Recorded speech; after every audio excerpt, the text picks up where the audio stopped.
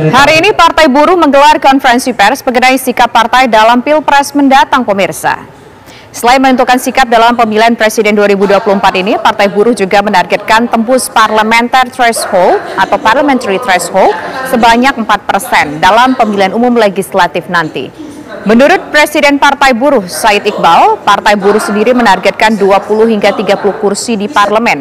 Said Iqbal juga menjelaskan berbagai isu dan tantangan perburuhan di tahun 2024. Yang tertinggi 46,6. Buruh melalui Partai Buruh akan memilih capres. Untuk mengetahui bagaimana sikap dan dukungan Partai Buruh lebih detailnya lagi, pemirsa, dalam Pilpres bulan depan, kita akan mendengar laporan dari reporter TV One, ada Yunike Suwandi. Yunike, silakan dengan laporan Anda. Ya, Tisa dan juga pemirsa, kita mengetahui bahwa para partai sudah menentukan nih siapakah paslon yang didukung pada capres ataupun pemilu pada 2024 nanti. Namun berbeda sedikit dengan Partai Buruh yang belum menentukan pilihannya. Maka dari itu saya akan mengajak Tisa dan juga pemirsa untuk berbincang langsung bersama dengan Presiden Partai Buruh, Pak Said Iqbal, untuk menanyakan mengenai hal tersebut. Selamat siang, Pak Said. Selamat siang, Mbak. Pak, langsung aja nih Pak, kira-kira nih ada di pilihan paslon nomor 1, 2, atau 3 nih Pak Partai Buruhnya nih? Ya, terima kasih. Pada hari ini Partai Buruh merilis hasil survei lembaga survei independen namanya Risetindo Barometer. Survei ini dibiayai oleh Partai Buruh dan secara independen khusus memotret buruh. Kalau lembaga survei yang umum kan memotret penduduk Indonesia, kami ingin memotret buruh. Memang ada potret buruh itu, datanya pertama Susenas 58 juta buruh, itu terlalu besar, bias. Yang kedua data dari BPJS Ketenagakerjaan, itu juga bias karena ada pekerja informal di situ.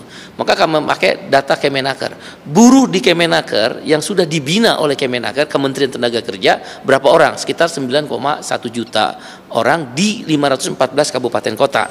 Kami ada survei dilakukan di 38 provinsi, 393 kabupaten kota. Ketemu buruhnya adalah sekitar 8,1 juta orang. Oleh karena itu dari survei ini maka kami menemukan dua kesimpulan. Satu tentang pemilihan legislatif, dua yang tadi ditanyakan tentang pemilihan presiden.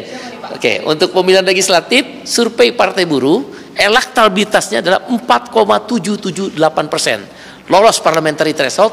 Di kelompok buruh ada 7,1 juta buruh dan keluarganya. Sekali lagi, dan keluarganya yang memilih Partai Buruh. Kami berkeyakinan 20 kursi minimal, maksimal 30 kursi DPR RI akan lolos di Parlemen Senayan. Dan yang kedua, dari survei itu juga tentang calon presiden itu terjadi 2 putaran, tidak mungkin 1 putaran. Nah, karena dia 2 putaran akan maju 2 calon.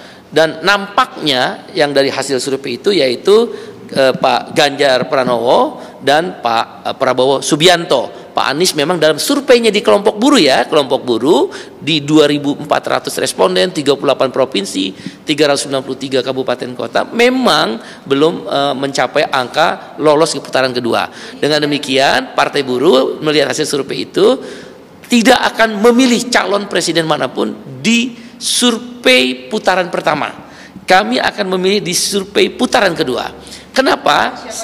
Satu, tidak ada calon presiden manapun baik nanti yang akan lolos ke putaran kedua yang mau kontrak politik. Partai Buruh nggak mungkin berkoalisi dengan partai politik yang setuju dengan Omnibus Law. Kami maunya kontrak politik. Nah, sampai saat ini nggak ada. Yang kedua, waktu buruh memperjuangkan kenaikan upah 15% tahun 2024 ini tidak ada satupun calon yang mendukung. 2 alasan itu dan hasil survei, maka kami memutuskan calon presiden pada putaran pertama tidak akan dipilih calon presiden manapun oleh Partai Buruh. Kita akan di putaran kedua. Bagaimana siapa yang dipilih? Ya, kemungkinan antara Pak Prabowo atau Ganjar Pranowo, karena Pak Anies itu di putaran kedua nggak lolos menurut surveinya. Kita tunggu perkembangan dinamika selanjutnya.